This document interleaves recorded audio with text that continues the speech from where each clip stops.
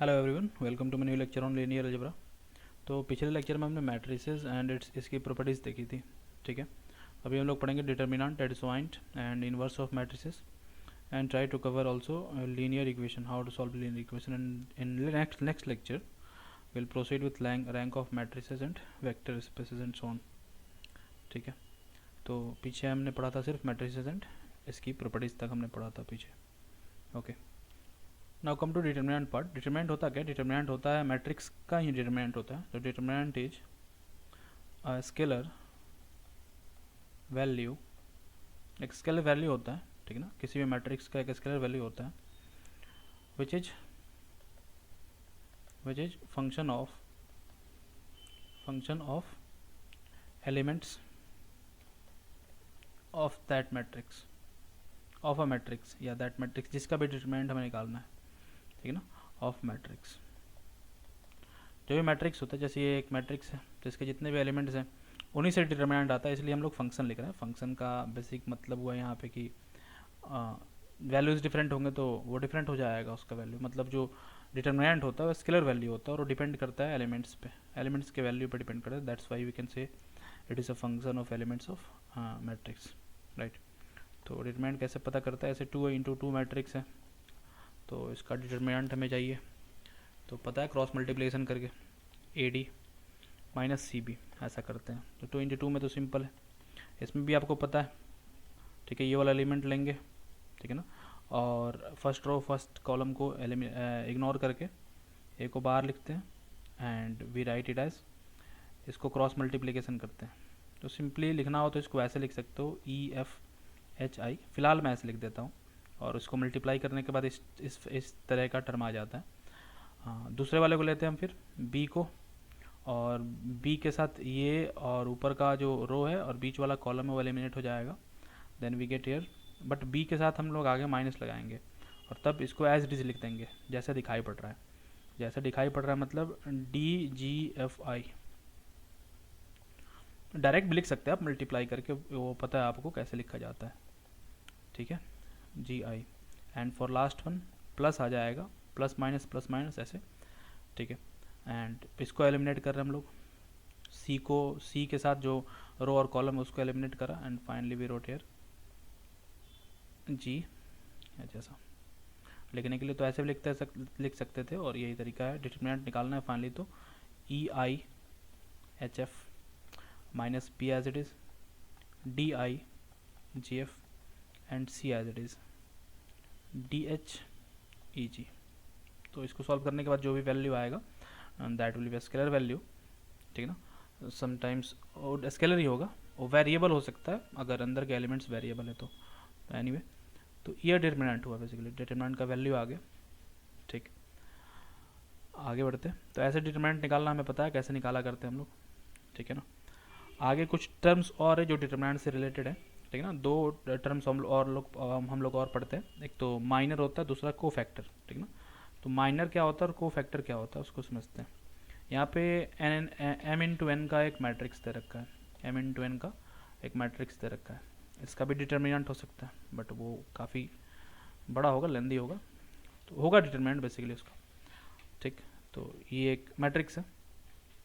अगला टर्म है हमारा माइनर। ठीक है ना, माइनर का क्या मतलब होता है? जैसे यहाँ पे हमारे पास एक मैट्रिक्स दे रखा है, इसको मैं लिख लेता हूँ 1 1 4 2 2 -1 2 5 1 2 3 4 3 4 -1 2। दो चीज़ें हमें अभी समझनी है, एक तो माइनर,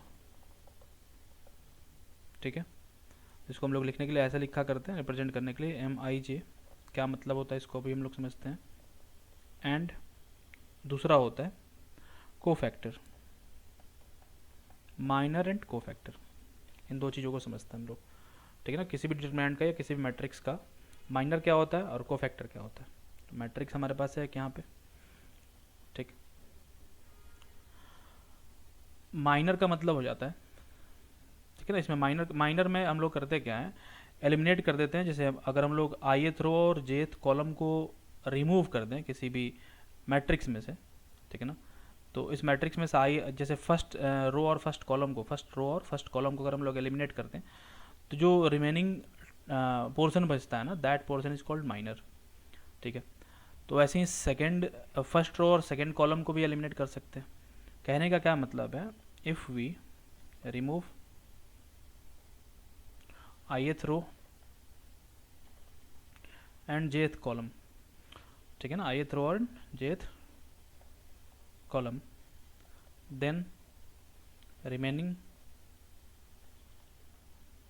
रिमेनिंग पोर्शन जो होता है ना, या रिमेनिंग मैट्रिक्स बोल दो, या रिमेनिंग टर्म्स, तो रिमेनिंग टर्म्स का हम लोग, रिमेनिंग एलिमेंट्स का हम लोग एक अलग मैट्रिक्स बना लेंगे, ठीक है, उसको हम लोग बोलते हैं माइनर, ठीक। तो रिमेनिंग पोर्शन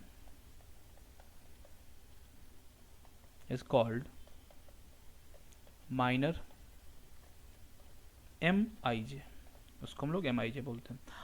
ith रो तो I होगा यहाँ पे, एंड jth कॉलम को हमने रिमूव करा। जैसे इस वाले में इसको हम लोग M11 बोल रहे हैं, मतलब फर्स्ट रो और फर्स्ट कॉलम को रिमूव करा, तो M11 का जो वैल्यू होगा, ये जो टर्म बच रहा है ना सिर्फ, इसको मैं इधर लिख लेता हूँ, तो M11 जो होगा वो होगा -1 2 5 2 3 4 4 -1 2, ऐसा। वैसे ही M31, तो थर्ड रो और फर्स्ट कॉलम को यहाँ पे हमने रिमूव करा, तो इसको हम लोग ऐसे लिखेंगे, इसको रिमूव करके जो भी पोर्शन बचा है जिट इज, उसमें ऑर्डर वगैरह कुछ भी चेंज नहीं करना किसी का भी, ठीक है, जैसा दे रखा है वैसे लिख लेंगे उसको, और बाकी को इग्नोर कर देंगे, भूल जाएंगे। 4 -1 and 2। Similarly here we have, ठीक है ना, जो ये पोर्शन बच रहा है दिस इज माइनर। कौन सा माइनर होगा ये, तो यहाँ पे first column and fourth row को, तो फर्स्ट कॉलम और फोर्थ रो को हम लोग तो 4 पहले लिखेंगे because row, and then column लिखते हैं, तो M41 लिखेंगे इसको, ठीक है। तो दिस इज अनदर माइनर। अच्छा, पीछे हमने अभी जो डिटरमिनेंट देखा ये आपको पता है, मैंने इस फॉर्म में इसलिए लिखा कि थोड़ा सा समझा सकूं, ठीक है, माइनर का फंडा। डिटरमिनेंट निकालने में भी ना ये जो फैक्टर्स दिखाई पड़ रहे हैं, यहाँ पे जो टर्म्स दिखाई पड़ रहे हैं, ठीक है ना, मैट्रिसेस के फॉर्म में, this are nothing but minors, ये भी माइनर्स ही होते हैं, ठीक है ना, और इनका प्रोडक्ट यहाँ पे लिखा जाता है, मतलब इनको क्रॉस मल्टीप्लाई करके, तो ये अगर ये 3 × 3 का जो डिटरमिनेंट हमारा, या 3 × 3 का मैट्रिक्स बोल दो, डिटरमिनेंट तो उसके वैल्यू को बोलते हैं, तो दिस इज 3 × 3 मैट्रिसेस, तो इसके माइनस जो होंगे वो 2 × 2 के होंगे, ठीक है ना, सारे माइनर्स इसके 2 × 2 के होंगे। अगर इसका तो 2 × 2 का माइनर होगा नहीं, अगर डिटरमिनेंट हमारा या मैट्रिक्स जो है वो 4 × 4 का है, 4 × 4 का, सिर्फ स्क्वायर मैट्रिसेस के लिए डिटरमिनेंट का फंडा काम करता है, और जहाँ भी डिटरमिनेंट का फंडा काम करेगा वहाँ पे हम लोग माइनर कोफैक्टर और आगे कुछ और टर्म्स देखेंगे, उनको हम लोग डिफाइन करते हैं। तो we are discussing only square matrices, ठीक है ना, बाकी मैट्रिसेस से हमें फिलहाल कोई मतलब नहीं है। 4 × 4 का होगा तो इसके जो भी माइनर्स होंगे, माइनर्स का ऑर्डर 3 × 3 का होगा, तो ये बात तो सीधा चिपक जानी चाहिए दिमाग में, ठीक है। तो ये भी माइनर्स ही थे, बट माइनर्स एक डिटरमिनेंट में और यह एक मैट्रिक्स में बहुत सारे हो सकते हैं, ठीक। तो यहाँ पे तो सिर्फ पहले वाले रो के एलिमेंट को लिया जा रहा था, तो रो इसमें इन सब माइनर्स को लिखना है, तो इसमें सब में रो कौन सा है, फर्स्ट रो है, फर्स्ट रो को ही एलिमिनेट करा था तीनों में, एंड कॉलम्स को एक एक करके, ठीक है ना, पहले फर्स्ट कॉलम का एलिमिनेट करने के बाद ये आया, मतलब लिखना हो इसको अगर, तो this could be written as first row है फर्स्ट कॉलम, ये फर्स्ट रो सेकेंड कॉलम, ये फर्स्ट रो थर्ड कॉलम, ये ऊपर वाला जो टर्म दिखाई पड़ रहा है, इसलिए मैंने इसको ऐसे लिख के छोड़ा था समझाने के लिए। खैर आगे आते हैं हम लोग, ठीक। तो इन सब में तो कॉमन क्या है ना, सब में हमने सिर्फ फर्स्ट कॉलम को एलिमिनेट करा है, किसी को एलिमिनेट कर सकते हैं, जैसे मान लो यहाँ से मैं इसको एलिमिनेट करता हूँ, इन दोनों को एलिमिनेट करता हूँ, तो यहाँ पे मैंने क्या करा, थर्ड कॉलम को एलिमिनेट करा एंड सेकेंड रो को, तो इसके लिए हम लोग लिखेंगे क्या, m पहले रो लिखते हैं 2 एंड कॉलम 3, और जो भी बचा, जो भी फाइनल बच गया यहाँ पे 1 1 2, नीचे क्या बच रहा है 1 2 4 3 4 2, तो ये माइनर हुआ, माइनर ऑफ दिस 4 × 4 मैट्रिक्स। कौन सा माइनर, 2 3, मतलब सेकेंड रो थर्ड कॉलम को हमने एलिमिनेट कर दिया एंड द रिमेनिंग एलिमेंट्स का एक अलग मैट्रिक्स बना दिया, that matrix is called minor, ठीक है। इसका भी चलो ठीक है, तो ये समझ में आ गया, माइनर का फंडा समझ में आ गया। पीछे चलता हूँ फिर, जो हमने यहाँ पढ़ा, ये पूरा का पूरा जो टर्म दिखाई पड़ रहा है, ये जो पूरा का पूरा टर्म दिखाई पड़ रहा है, माइनर के साथ जो एक नंबर मल्टीप्लाइड है, जो सेंटर है दोनों का, सेंटर का क्या मतलब हुआ, जैसे यहाँ पे 2 जो है ना, 2 सेंटर है किसका, रो और कॉलम जहाँ पे इंटरसेक्ट कर रहे हैं, जिन रो और कॉलम्स को हटाया गया है ना, वो जहाँ पे इंटरसेक्ट कर रहे हैं उस एलिमेंट की बात कर रहा हूँ मैं। यहाँ पे वो एलिमेंट -1 है, हियर 1, यहाँ पे 3 है एंड यहाँ पे 2 है, ठीक है। तो वैसे ही इसमें भी देखो तो वो एलिमेंट ए है, ठीक, ये भी वैसी ही चीज़ है, इसलिए मैं इसको यहाँ रिलेट करके बता रहा हूँ। तो ए है, अच्छा बी को हमने हटाया था, तो बी यहाँ पे सेंटर था, तो बी से मल्टीप्लाई करा, किसको मल्टीप्लाई करा, बी यानी कि सेकंड वाले कॉलम और फर्स्ट वाले रो को हटाने के बाद जो माइनर बचा ना, बी को उससे मल्टीप्लाई करा, बट आगे माइनस साइन लगाया, तो यहाँ प्लस था, फिर माइनस था, फिर प्लस था, ठीक है ना, प्लस माइनस प्लस ऐसे चलते जा रहा है। अच्छा ठीक है, ये पूरा का पूरा जो फैक्टर है ना, जो ए है, मतलब जो सेंटर वाला नंबर है जहाँ पे दोनों इंटरसेक्ट कर रहे थे, पहले वाले में ये दोनों था, तो ए, ठीक है ना, तो जहाँ पे रो और कॉलम इंटरसेक्ट कर रहे हैं वो वाला एलिमेंट मल्टीप्लाइड बाई माइनर, इस पूरे को हम लोग बोलते हैं, कोफैक्टर, इस पूरे को हम लोग बोलते हैं कोफैक्टर। बट ये साइन इंपॉर्टेंट है, यहाँ पे कोफैक्टर क्या होगा, -b DFGI, माइनस को हटा के नहीं, विथ माइनस, इंक्लूडिंग माइनस, ये पूरा का पूरा क्या कहलाएगा, कोफैक्टर कहलाएगा, कोफैक्टर। अब कोफैक्टर्स के लिए भी सिंबल दिया जाता है, अब यहाँ पे थोड़ा सा फजी हो रहा है, कचड़ा हो रहा है थोड़ा सा, बट समझ में आ रहा है, सिंपल है, कुछ कोई दिक्कत नहीं है, क्योंकि डिटरमिनेंट का फंडा आपको पहले से पता है। तो ये प्लस माइनस वाले का भी खेल मैं समझाता हूँ अभी, ठीक है। तो ये समझ में आ रहा है, कोफैक्टर इसको बोलते हैं, दिस इज ऑल्सो कोफैक्टर। तो यहाँ पे प्लस है, तो इस पूरे को हम लोग क्या बोलेंगे, कोफैक्टर। अब सबका सब कोफैक्टर है, तो इसको हमें अलग तरीके से मेंशन करना पड़ेगा, क्योंकि ये कोफैक्टर डिफरेंट रो और कॉलम को एलिमिनेट करने के बाद बना, ये वाला कोफैक्टर डिफरेंट रो और कॉलम को 1 और 2 को, ये वाला कोफैक्टर 1 और 3 को एलिमिनेट करने के बाद बना, ठीक है ना, माइनर से मल्टीप्लाई करने के बाद सीखो, ठीक है। तो इनको लिखते भी वैसे ही हैं, ठीक है। ये जो कोफैक्टर है ये वाला, ये फर्स्ट और फर्स्ट, यानी कि इसको हम A11 लिखते हैं, कोफैक्टर को हम लोग A से रिप्रेजेंट करते हैं, ठीक है ना। कोफैक्टर को हम लोग, जैसे ये मैट्रिक्स A है, तो कोफैक्टर को AIJ से रिप्रेजेंट करते हैं हम लोग। इसको क्या लिखेंगे, इस कोफैक्टर को A12, इस कोफैक्टर को क्या लिखेंगे, A13, ठीक है। अब इस पूरे को मैं इरेज करता हूँ, पूरे को इरेज करता हूँ। ये जो भी डिटरमिनेंट दे रखा होता है, सबसे पहले एलिमेंट को हम लोग प्लस कंसिडर करते हैं, क्योंकि जब इन दोनों को एलिमिनेट करेंगे तो सेंटर पे ए आएगा, ए को बाहर करा, जो रिमेनिंग पोर्शन बचा HI, ठीक है ना। ये पूरा का पूरा फंडा क्या कहलाएगा, कोफैक्टर कहलाएगा, A11। अब इसके आगे आएगा माइनस या प्लस आएगा, वो डिपेंड करेगा ए के साइन पे, कोई भी डिटरमिनेंट दे रखा हो, पहले एलिमेंट को हम लोग प्लस लेते हैं, उसके बाद माइनस, उसके बाद प्लस, और प्लस और माइनस को डिस्ट्रीब्यूट कर देते हैं वैसे ही, प्लस माइनस प्लस, 3 इंटू 3 का है तो 4 इंटू 4 का हो तो भी कोई दिक्कत नहीं है, तो plus minus plus minus plus minus ऐसे डिस्ट्रीब्यूट होगा, ठीक है। तो इसका सिंपल तरीका समझाता हूँ मैं, कि कब प्लस लिखेंगे कब माइनस लिखेंगे, इसी को देख के हम लोग लिख सकते हैं, फर्स्ट रो और फर्स्ट कॉलम है, या फिर मान लो इसके हिसाब से अगर बात करो, तो इसका अगर हमें माइनर निकालना हो, तो या कोफैक्टर निकालना हो, सॉरी, A3 और 2 ऐसा हमने करा, मतलब third row and second column को हमने एलिमिनेट करा, ठीक है। और बाकी जो पोर्शन बचा, तो यहाँ पे एलिमेंट कौन सा होगा, A32, माइनस आएगा कि प्लस आएगा उसके बारे में भी बात करते हैं, और यहाँ पे माइनर आएगा, तो मैं पूरे को लिखने से अच्छा इसको मैं कैपिटल M लिख देता हूँ, चलो M, और 32 आएगा, ठीक है।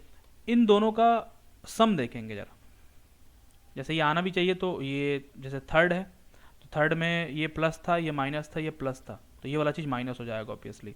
तो यहाँ पे देखेंगे इन दोनों का सम अगर ऑड आ रहा है ना, तो नेगेटिव हो जाएगा। जो I और J है, AIJ हम लोग जो लिखते हैं, तो I प्लस J अगर ऑड है तो नेगेटिव हो जाएगा, इसके आगे नेगेटिव लगा देंगे, और ये अगर इवन है तो इसके आगे पॉजिटिव लगा देंगे। तो इसका सिंपल मतलब है ये -1 का पावर इसके आगे लगा सकते हैं। अगर ये ऑड होगा तो नेगेटिव रहेगा, इवन हो जाएगा तो नेगेटिव को पॉजिटिव बना जाएगा। तो AIJ को हम लोग लिख सकते हैं स्टैंडर्ड फॉर्म में ऐसे, I plus J MIJ। MIJ क्या होता है, माइनर। कब बनेगा, जब ith रो और jth कॉलम को हम लोग एलिमिनेट कर देंगे, जो रिमेनिंग एलिमेंट्स होंगे उनका एक मैट्रिक्स बनाएंगे, ठीक है। और इसके आगे एक और टर्म रहेगा ए आई जे। ए हो गया एलिमेंट उस मैट्रिक्स का, ith रो का और jth कॉलम का मैट्रिक्स हो गया, ये माइनर बन गया, ठीक है ना। तो ये जो पूरा का पूरा टर्म आता है ये कोफैक्टर कहलाता है। तो यहाँ पे आते हैं हम लोग, इस पूरे को भी रेस करके हम लोग कोफैक्टर पे चलते हैं और कोफैक्टर निकाल के देखते हैं। जैसे कुछ भी लिख देते हैं, यहाँ पे 4 × 4 का है मैट्रिक्स, तो A 3 2 मैंने लिख दिया, हमें कोफैक्टर निकालना है 3 2 का। तो 3 2 है तो ये ऑड दिखाई पड़ रहा है तो माइनस लगा तो पहले ही, ठीक है। And third row second column, element कौन सा बचा हमारे पास 2, लिखा है इसको। माइनर कौन सा होगा, तो माइनर के लिए यहाँ पे, ठीक है। और ये जैसे मैट्रिक्स के लिए तो हम लोग ऐसे ये वाला ब्रैकेट लगाते हैं, अगर इस फॉर्म में लिखा हुआ है ना तो माइनर, तो लिखने के लिए तो ऐसे सीधा ब्रैकेट हमने लगा दिया, जो माइनर होगा उसका मैग्नीट्यूड लिख देंगे, बिकॉज ये डिटरमिनेंट का सिंबल होता है, ये सिंबल जो होता है डिटरमिनेंट का होता है। तो ऐसे लिखा हुआ मतलब इसको मैग्नीट्यूड के फॉर्म में हमें उतारना है, ठीक है। ये मॉड के फॉर्म में लिखा हुआ है, सिर्फ ये लिखा होता तो हम लोग ऐसे लिखते हैं, तो ये मैट्रिक्स का रिप्रेजेंटेशन हो गया, ठीक है। और मॉड लग जाता है इस पर तो ये सीधा हो जाता है ये लाइन। तो जब भी लाइन सीधा लिखा हो मतलब उसका डिटरमिनेंट हमें निकाल कर लिखना है, ठीक है। तो इसको बोल सकते हैं ये मैट्रिक्स का डिटरमिनेंट है, ठीक है ना। ये इस वाले मैट्रिक्स का डिटरमिनेंट था, वही चीज़। तो चलो कोई नहीं, तो इसको लिखेंगे हम लोग 1 4 2 2 2 5 3 -1 2, ये माइनर हो गया और ये कोफैक्टर हो गया 3 2, ठीक है ना। Third row and second column से बना हुआ ये कोफैक्टर हो गया। तो ऐसे लिख सकते हैं, तो कोई भी कोफैक्टर निकाल सकते हैं। अगर हमें मैट्रिक्स पता हो तो कोफैक्टर आसानी से निकाल सकते हैं। माइनर निकालना होगा एंड वो एलिमेंट लेना होगा, ठीक है ना, जो इंटरसेक्टिंग एलिमेंट होता है रो और कॉलम का। तो इतना क्लियर है, ठीक है। तो यहाँ पे 3 चीज़ें हमने समझी। पहले तो माइनर समझा, डिटरमिनेंट क्या होता है वो तो समझ में आ गया। दूसरा माइनर हो गया एंड कोफैक्टर, तो माइनर और कोफैक्टर समझ में आ गया, माइनर और कोफैक्टर समझ में आ गया, कोई दिक्कत नहीं। पीछे हमने ट्रांसपोज देखा था, तो अगला एक टर्म आ जाएगा नेक्स्ट, डिटरमिनेंट की कुछ प्रॉपर्टीज अभी हमने देखनी है। आई होप इतना क्लियर है, माइनर और कोफैक्टर का फंडा आपको समझ में आ रहा है। तो कुछ प्रॉपर्टीज है यहाँ पे डिटरमिनेंट की, जैसे कोई किसी मैट्रिक्स का, मैट्रिक्स से है तो उसका हमने डिटरमिनेंट लिया और उसका मैट्रिक्स का ट्रांसपोज भी होगा, उसका डिटरमिनेंट लेंगे, तो उन दोनों का डिटरमिनेंट इक्वल होता है, ठीक है। तो इसमें कुछ लिख के प्रूव करने की आवश्यकता नहीं है, करने के लिए किया जा सकता है बट कोई मतलब नहीं बनता उसका। आपको प्रॉपर्टीज याद रखनी है और सीधा अप्लाई करना है उनको, ठीक है। तो वो होता है बस, उसको आप लोग याद रखेंगे। तो ट्रांसपोज का जो डिटरमिनेंट होगा वही इसका डिटरमिनेंट होता है, ठीक है। एंड दो मैट्रिसेस का प्रोडक्ट है यहाँ पे, तो दो मैट्रिसेस के प्रोडक्ट का डिटरमिनेंट या फिर दोनों का इंडिविजुअल डिटरमिनेंट निकाल के तब प्रोडक्ट ले लो, ठीक है ना, दोनों का रिजल्ट सेम आएगा। दो मैट्रिसेस का प्रोडक्ट ले और प्रोडक्ट का डिटरमिनेंट निकालो, ठीक है ना। डिटरमिनेंट ऑफ प्रोडक्ट और product of determinant gives you same result, ठीक है, और दोनों नंबर्स ही होंगे। नेक्स्ट है स्क्वायर मैट्रिक्स है। तो जो मैट्रिक्स है अगर उसका डिटरमिनेंट नॉन जीरो है, ठीक है ना, जीरो नहीं है अगर डिटरमिनेंट, तो नॉन सिंगुलर कहलाता है। अगर जीरो हो गया तो सिंगुलर मैट्रिक्स बोलते हैं। Any matrix determinant is zero is called singular matrix. तो सिंगुलर होने से, सिंगुलरिटी आने से मैट्रिक्स में आगे कुछ चीज़ें हैं, जैसे हम लोग इन्वर्स ऑफ मैट्रिक्स पढ़ेंगे, ठीक है। तो इन्वर्स ऐसे मैट्रिसेस का एग्जिस्ट नहीं करता, ठीक है ना। अगर सिंगुलर मैट्रिक्स होगा, डिटरमिनेंट उसका जीरो होगा, देन दैट मैट्रिक्स, ठीक ना, एज नो इन्वर्स, उसका इन्वर्स नहीं होता है वैसे मैट्रिसेस का। तो आगे हम लोग उस प्रॉपर्टी पे आते हैं। फिलहाल ये 3 चीज़ें, ट्रांसपोज किसी डिटरमिनेंट का, sorry, determinant of transpose of a matrix is equal to determinant of that matrix, and determinant of product of two matrices is equal to product of determinant, ठीक ना, दोनों का डिटरमिनेंट निकाल के product. And singular non singular वाला फंडा याद रहना चाहिए। डिटरमिनेंट अगर जीरो नहीं है मैट्रिक्स नॉन सिंगुलर होगा, डिटरमिनेंट अगर जीरो है then that means matrix will be singular matrix, ठीक है। Next is adjoint inverse. याद रखेंगे क्या पढ़ा हमने, माइनर पढ़ा, कोफैक्टर, ठीक है। प्रॉपर्टीज है बहुत सारी तो याद रहनी चाहिए, और याद रहने के लिए बार बार रिपीट करने से याद हो जाएगा। माइनर है, कोफैक्टर है, ठीक है। उसके बाद हमने पढ़ा पीछे कुछ प्रॉपर्टीज पढ़ी उसकी। नेक्स्ट है हमारा एडजॉइंट ऑफ मैट्रिक्स। तो कोफैक्टर हमने पढ़ा अभी, जैसे पीछे हमने अभी कोफैक्टर निकाला था, यहाँ इसका जैसे कोई भी कोफैक्टर आया था, जैसे अभी हमने निकाला था 3 और 2 ऐसा करा था, third row and second column, तो इसको हमने लिखा था -2 एंड यहाँ पे एक डिटर्मिनेंट बन रहा था, जो रिमेनिंग पोर्शन था उसका एक मैट्रिक्स बनाया, उसका हमने डिटर्मिनेंट लिया, 2 हो गया, 2 2 5 3 -1 2। तो ये तो बेसिकली एक डिटर्मिनेंट है जो माइनर होता है, minor is nothing but determinant, ठीक है ना। तो -2 और इसका डिटर्मिनेंट निकालेंगे तो इसका कुछ न्यूमेरिकल वैल्यू आएगा। तो ये जो cofactor it self is nothing but scalar, ठीक है ना। कोफैक्टर जो है वो एक स्केलर होता है, एक नंबर होता है, ठीक ना। तो हम लोग जो एडजॉइंट देख रहे हैं, एडजॉइंट इज नथिंग बट कितने कोफैक्टर्स हो सकते हैं, जितने एलिमेंट्स हैं ना उतने कोफैक्टर हो सकते हैं। किसी भी मैट्रिक्स में या किसी भी डिटरमिनेंट में जितने भी एलिमेंट्स हैं उतने कोफैक्टर्स हो सकते हैं, क्योंकि ये कॉर्नर से एलिमेंट निकालेंगे तो सारे एलिमेंट्स, जैसे मान लो ये एलिमेंट लिया मैंने, तो इसके कॉलम और रो को मैंने एलिमिनेट कर दिया मान लो, तो जितने भी एलिमेंट्स उतने कॉलम और रो का पेयर बनेगा, ठीक है ना, तो उतने कोफैक्टर्स बनेंगे, ठीक है। तो इतने कोफैक्टर्स बनेंगे। एडजॉइंट क्या होता है, उन सारे कोफैक्टर्स का एक मैट्रिक्स बनाओ और उसका ट्रांसपोज ले लो। अगेन आई रिपीट, हर एलिमेंट को हटाने के बाद एक एक कोफैक्टर बनेगा, 1 1 बनेगा, A2 1 बनेगा, A3 1 बनेगा, A4 1 बनेगा, ठीक है ना। तो ऐसे ऐसे ढेर सारे कोफैक्टर्स बनेंगे। तो उन सारे कोफैक्टर्स का एक मैट्रिक्स बनाते हैं और उस मैट्रिक्स का ट्रांसपोज लेते हैं, that is called adjoint of that matrix. Adjoint किस चीज़ का होता है, मैट्रिक्स का होता है। जैसे हमारे पास यहाँ पे एक मैट्रिक्स था, ठीक है ना, हमारे पास एक मैट्रिक्स है, let's say this is A -1 1 4 2 2 -1 2 5 1 2 3 4 3 4 -1 2, ऐसा। इसके ढेर सारे कोफैक्टर्स होंगे, उन कोफैक्टर्स का हमें एक, ठीक है, उन कोफैक्टर्स का हमें एक मैट्रिक्स बनाना है एंड देन उसको 1 2 1 3, ठीक है। पहले 1 1 होगा, 1 2 होगा, 1 3 होगा, ऐसे करके हम लोग एक मैट्रिक्स बनाएंगे, ठीक है। और उस मैट्रिक्स का ट्रांसपोज ले लेंगे तो उसको हम लोग बोलते हैं एडजॉइंट ऑफ मैट्रिक्स।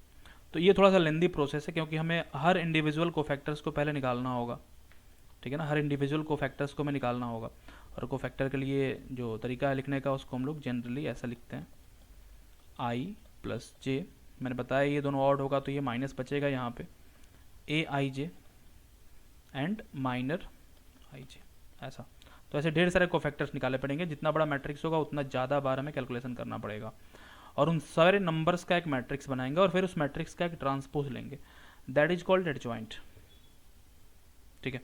अब यहाँ पे कोई एग्जांपल देने की बात नहीं है, नंबर्स का खेल है पूरा का पूरा, इसमें नंबर्स का ही अरेंजमेंट है। तो whole matrix is nothing but arrangement of numbers. तो नंबर्स के अरेंजमेंट में तो लॉजिकली आप सोच सकते हो, तो इसमें एग्जाम्पल आप सीधा क्वेश्चन जो आएंगे उनको बनाया जाएगा आगे। फिलहाल यहाँ पे कोई एग्जाम्पल्स की हो सकता नहीं है, ठीक है ना। आगे और भी इंपॉर्टेंट चीज़ें उनको हम लोग डिस्कस करेंगे, इन्वर्स है, रैंक ऑफ मैट्रिक्स है, वेक्टर स्पेसेस है एंड वेक्टर ट्रांसफॉर्मेशन है, उनको हम लोग डिस्कस करेंगे। तो ये समझ में आ रहा है। तो हमने पढ़ा माइनर, कोफैक्टर, एडजॉइंट। तो एडजॉइंट ए इसको ऐसे लिखा जाता है, ठीक ना, एडजॉइंट ऑफ मैट्रिक्स। माइनर भी निकलता है मैट्रिक्स से, कोफैक्टर भी मैट्रिक्स का ही होता है। कोफैक्टर्स का एक मैट्रिक्स बनाएंगे और उसका हम ट्रांसपोज कर लेते हैं, उसको रोटेट कर देते हैं डायगोनल के अबाउट, तो वो क्या बन जाता है, एडजॉइंट ऑफ मैट्रिक्स बन जाता है, ठीक है। ये मतलब इसका। तो यहाँ पे लिखा जा रहा है adjoint of square matrix is transpose of matrix of cofactor, ठीक ना। अब ये 3 × 3 का था, 4 × 4 का भी हो सकता है एंड सो ऑन, ठीक है। नेक्स्ट ये कुछ प्रॉपर्टीज़ हैं एडजॉइंट की। तो फर्स्ट प्रॉपर्टीज, कोई मैट्रिक्स से ए एंड उसके एडजॉइंट को मल्टीप्लाई करेंगे उससे, या फिर adjoint multiplied by that matrix. Order तो इम्पॉर्टेंट होता है ना, जैसे हमने पढ़ा था कि A B not equal to B A, ठीक है। इसलिए मैंने दोनों साइड से लिख दिया, दोनों इक्वल होते हैं, ठीक ना। ए को मैट्रिक्स ए को उसके एडजॉइंट से मल्टीप्लाई करो या फिर एडजॉइंट को मैट्रिक्स ए से मल्टीप्लाई करो, both will give the same result. अच्छा, दो मैट्रिक्स का मल्टीप्लिकेशन मैट्रिक्स से देता है, तो इन दिस केस यहाँ पे मिलेगा हमें एक scalar value, because determinant of A is some scalar value into identity matrix. अब जितना ऑर्डर होगा उतने ऑर्डर का एक आइडेंटिटी मैट्रिक्स बगल में मिलेगा। तो इस साइड मैट्रिक्स है तो इधर भी मैट्रिक्स होना चाहिए, ठीक है ना, multiplied by some scalar, this delta A is scalar, मतलब वैल्यू है उसका डिटरमिनेंट का। तो ये होता है। इसको वेरीफाई करने के लिए आप एग्जांपल्स देख सकते हैं। अभी जो भी हम लोग पढ़े हैं यहाँ तक सबके सब इंटरमीडिएट लेवल की चीज़ें थी। You have already studied in your intermediate all those things. Next, adjoint का अगर डिटरमिनेंट हम लोग लिखे, डिटरमिनेंट ऑफ एडजॉइंट ओ बराबर होता है determinant of matrix to the power n minus one. अच्छा, ये स्क्वायर मैट्रिक्स है तो फॉर स्क्वायर मैट्रिक्स हम m इंटू एन लिखते हैं, या फिर m इंटू एम लिख लो, n इंटू एन लिख लो, दोनों तो सेम ही चीज़ें होती हैं for square matrix, both are same m and n। तो सिंपली इसको m भी लिख सकते हैं और सिंपली इसको n भी लिख सकते हैं। तो वही चीज़ है, ये n जो है ऑर्डर है, ठीक है ना, number of rose and columns दोनों सेम ही होते हैं, तो n वही चीज़ है, नंबर ऑफ रो या नंबर ऑफ कॉलम कितने होते हैं उस मैट्रिक्स में। जैसे 3 इंटू 3 का मैट्रिक्स है तो यहाँ पे डिटरमिनेंट निकालने के बाद उसका 3 इंटू 3 का मैट्रिक्स है, अगर कोई भी मैट्रिक्स हो 3 इंटू 3 का, तो उसका डिटरमिनेंट निकालेंगे और उसका पावर कर लेंगे 2, ठीक है ना, पावर मैट्रिक्स के ऑर्डर से कम होगा, ठीक है, तो वो एडजॉइंट का डिटरमिनेंट कहलाएगा। ठीक, नेक्स्ट इज एडजॉइंट अगर दो मैट्रिसेस के प्रोडक्ट का निकालना है तो इंडिविजुअली भी काम करेगा, ठीक है ना, मतलब डिस्ट्रीब्यूटिव नेचर का ही है, मतलब लेकिन यहाँ पे ऑर्डर चेंज कर जाएगा। एडजॉइंट अगर हमें ए बी का लेना है, ठीक है ना, अगर हमें एडजॉइंट लेना है ए बी का तो इंडिविजुअली अगर एडजॉइंट लेके प्रोडक्ट लो, ठीक है ना, पहले लिया गया यहाँ पे adjoint of product of A B, और यहाँ पे है इंडिविजुअली दोनों का adjoint, but order will be different, ठीक ना, ए बी है तो यहाँ पे बी का एडजॉइंट लेंगे देन ए का एडजॉइंट लेंगे, ठीक है। बस इसके लिए एक दो एग्जाम्पल लेके आप वेरीफाई कर सकते हैं इसको, ठीक है ना, वेरिफिकेशन बस। आगे हम लोग बढ़ते हैं। तो ये सारी चीज़ें इंटरमीडिएट लेवल की, अभी कुछ खास नहीं है इसमें। आगे हम लोग इन्वर्स पे आते हैं, इन्वर्स ऑफ मैट्रिक्स पे। ठीक, इन्वर्स के बारे में मैंने पहले पीछे सिंगुलर और नॉन सिंगुलर मैट्रिक्स के बारे में बताया था, ठीक है ना। तो सिंगुलर मैट्रिक्स का इन्वर्स नहीं होता, doesn't have inverse, those matrices are called singular matrices. And एक और प्रॉपर्टी बताई थी, सिंगुलर मैट्रिसेस का डिटरमिनेंट जो होता है वो जीरो होता है, ठीक है। अगर नॉन जीरो डिटरमिनेंट है and matrices are non singular, ठीक है ना, नॉन जीरो डिटरमिनेंट है मतलब नॉन सिंगुलर है, नॉन सिंगुलर है, then only its inverse will exist, ठीक ना, only in this case its inverse will exist, inverse यहाँ पे एग्जिस्ट करेगा, ठीक है। तो मान लो यहाँ पे दो मैट्रिसेस हमारे पास ए और बी, दोनों एक दूसरे से रिलेटेड है। किस तरीके से रिलेटेड है, their product no matter what is their order, B into A और A into B gives us identity matrix. दो मैट्रिसेस का प्रोडक्ट अगर आइडेंटिटी मैट्रिक्स देते, जैसे 1 ओवर ए तो एट द पावर -1 होता है और ए तो ये 1 आ जाता है। सिमिलरली यहाँ पे, ठीक है ना, एक मैट्रिक्स हो गया ए और दूसरा मैट्रिक्स हो गया बी, इन दोनों का प्रोडक्ट अगर आइडेंटिटी मैट्रिक्स हो, नंबर में तो 1 लिखते हैं लेकिन यहाँ पे हम लोग मैट्रिक्स के फॉर्म में लिखेंगे, no matter what is their order, तो both A and B are, ठीक है ना, said to B inverse of each other. A B का इनवर्स है और you can say B is inverse of A is inverse of B और B is inverse of A, ठीक है। तो इसको हम लोग सिंपली ऐसे भी लिख सकते हैं, बी को लिख सकते हैं ए इनवर्स, और you can write it as A is equal to B inverse, दोनों तरीके से लिख सकते हैं, कोई फ़र्क नहीं पड़ने वाला। और भी अच्छे से लिखना है तो A inverse is equal to I, you can से।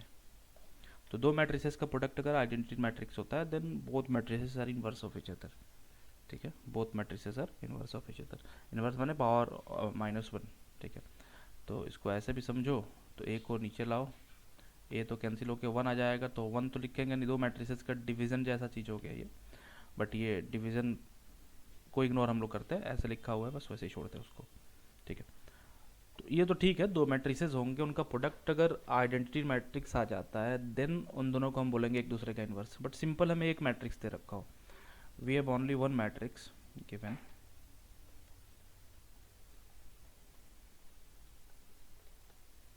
एक मैट्रिक्स दे रखा है और इसका डायरेक्ट हमें इन्वर्स निकालना है। हमारे पास दो मैट्रिसेस नहीं है कि उनका प्रोडक्ट लेंगे, तो दोनों हमें मैट्रिसेस पता है, उनका प्रोडक्ट लेके आ ही आ गया तो हम लोग समझ लेंगे, कंक्लूड होगा उससे कि both are inverse of each other.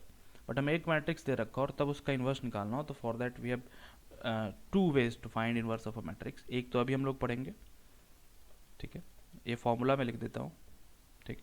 तो पहली बात तो यहाँ पे मैट्रिक्स शुड भी नॉन सिंगुलर मैट्रिक्स होना चाहिए, मतलब उसका डिटरमिनेंट जीरो नहीं होना चाहिए। अगर डिटरमिनेंट जीरो हो गया तो इन्वर्स की बात ही नहीं करनी, ठीक है, इन्वर्स अनडिफाइंड हो जाता है फिर।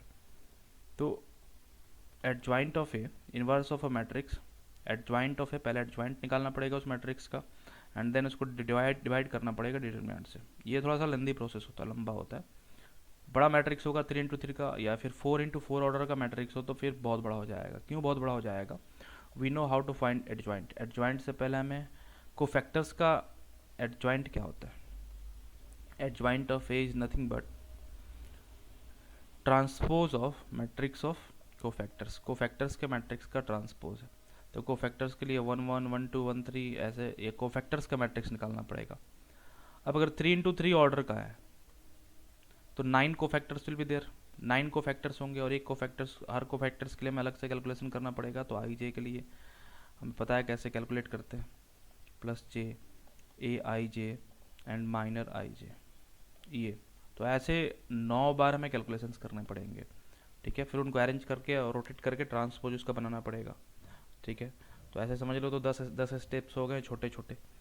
तो ये तो एडजॉइंट ऑफ ए आएगा। Then we need to divide it by its determinant. तो फिर ए का, जिसका हमने यहाँ कोफैक्टर्स निकाले थे जिसके, उस मैट्रिक्स का, यानी कि यही समझ लो, उसका फिर से डिटर्मिनेंट निकालना पड़ेगा। तो 12-13 स्टेप्स चले जाएंगे टोटल, ठीक है। तो इन्वर्स मिलेगा। छोटा सा मैट्रिक्स और 2x2 का तो obviously you can find very easily, ठीक है ना, थ्रू दिस मेथड। 4 कोफैक्टर्स निकालने होंगे एंड यू कैन सॉल्व, ठीक है। तो ये तरीका है कि इन्वर्स निकालने का। Inverse of matrix is adjoint of that matrix divided by its determinant, ठीक ना। Adjoint of that matrix, adjoint divided by determinant, adjoint bye determinant. Good. तो ये तरीका रहा। अगेन आई रिपीट, ठीक है, सिंगुलर नॉन सिंगुलर वाला कंसेप्ट आपको याद रहना चाहिए, ठीक है। तो यहाँ तक आपने पढ़ रखा है पहले से इंटरमीडिएट में, ठीक। खैर बेसिक्स थे तो ये समझना जरूरी था वंस, ठीक है ना। वी गो थ्रू ऑल दो स्टेप। तो आगे हम लोग पढ़ते हैं। तो ये इन्वर्स का फंडा खत्म हो गया। नेक्स्ट है लीनियर इक्वेशन। लीनियर इक्वेशन को कैसे सॉल्व करते हैं? तो इन्वर्स के कंसेप्ट से ही हम लोग सॉल्व कर सकते हैं लीनियर इक्वेशन को। एक तो मैंने बताया ये जो तरीका है। दूसरा तरीका होता है गॉस जॉर्डन एलिमिनेशन मेथड, ठीक है ना। इन्वर्स निकालने का एक दूसरा तरीका होता है, उससे हम किसी भी मैट्रिक्स का इन्वर्स निकाल सकते हैं, इधर इट इज़ 4/4 और 5/5, ठीक है ना। तो उसको हम लोग आगे देखेंगे after rank of matrix. Matrix का रैंक पता करना पहले सीखेंगे, after that will study vector transformation, then we move to find how to find inverse. तो इन्वर्स को पता करने के एक मेथड तो ये हो गया फ्रॉम डायरेक्टली दिस फॉर्मूला, ठीक ना, after finding cofactors and determinant. And दूसरा तरीका होगा by using Gauss Jordan elimination to transformation method, by using Gauss Jordan elimination to transformation method. उसको हम लोग लास्ट में देखेंगे। तो फिलहाल इतने का यूज करके हम लोग आगे लीनियर इक्वेशन को सॉल्व करना सीखते हैं। तो जैसे दो तरीका है इन्वर्स पता करने का, similarly there are 2 ways to find solution of linear equation. 2 तरीके हैं लीनियर इक्वेशन के सॉल्यूशन को पता करने के, बट ये दोनों तरीका हम लोग यहीं सीखेंगे। इन्वर्स निकालने का एक तरीका तो ये हमें पता है पहले से, दूसरा तरीका मैं आगे बताऊंगा। लीनियर इक्वेशन को सॉल्व करने के 2 तरीके होते हैं, दोनों को हम समझते हैं, ठीक है। दोनों को हम समझते हैं। मान लो यहाँ पे ये कोई n ऑर्डर का, मतलब n वेरिएबल्स वाला कोई लीनियर इक्वेशन है, ठीक है ना। n वेरिएबल्स वाला कोई लीनियर इक्वेशन है। यहाँ x सब x सेम नहीं है, x1 अब यहाँ पे x y z लिखा जाता तो ऐसे तो यूजुअली हम लोग 3 ही वर्ड्स लिखा करते हैं। n लिखना है तो फिर किसी एक के टर्म में चलो, x1 is different variable, x2 इसको ऐसा नहीं समझेंगे कि x का ही वैल्यू है, x1 is not value of x, x2 is not value of x, x1 is different variable, x2 is different variable, xn is different variable, ठीक है ना। तो ये n variables यहाँ पे, all variables are x1 x2 x3, these are variables not different values of x, ठीक। तो यहाँ पे n variables का एक इक्वेशन हो गया लीनियर इक्वेशन। लीनियर इक्वेशन मतलब सबका डिग्री 1 है, ठीक है। तो इसको हम लोग ऐसे रिप्रेजेंट कर सकते हैं, क्योंकि ये जो टर्म दिखाई पड़ रहा है a11 a12 a1n, ये कुछ ऐसी हैं कि मैट्रिक्स, ये मैट्रिक्स हो गया और इसको x1 x2 और xn से, यानी कि कॉलम मैट्रिक्स से मल्टीप्लाई करने के बाद ये पता है आपको कि यहाँ पे नंबर ऑफ कॉलम बराबर होना चाहिए इसके नंबर ऑफ रोज के। तो ऐसा कुछ फंडा यहाँ दिखाई पड़ रहा है। तो you can separate all those constants coefficient of all those coefficients of variables and represent them as a matrix which is given here. तो ये एक मैट्रिक्स हो गया सिंपली, यू कैन से। मान लो ये मैट्रिक्स है A, इस मैट्रिक्स को मैंने नाम दे दिया A, एंड ये जो वेरिएबल्स का मैट्रिक्स है इसको मैंने नाम दे दिया x, this matrix is to be x, इसको बोला जाता है, बोल दिया मैंने x। एंड इस साइड मैंने लिख लिया इन सारे मैट्रिक्स को मैंने स्मॉल b से रिप्रेजेंट कर दिया। इसमें बहुत सारे वैल्यूज हो जाएंगे, n वैल्यूज है तो b1 b2 b3, ठीक है। और ये दिमाग में रखना, ये जो मैट्रिक्स है ये कॉलम मैट्रिक्स है, ये भी कॉलम मैट्रिक्स है, और ये एन ऑर्डर का एक मैट्रिक्स। तो A X is equal to B. A is a matrix, A क्या है, मैट्रिक्स ऑफ कोएफिशिएंट,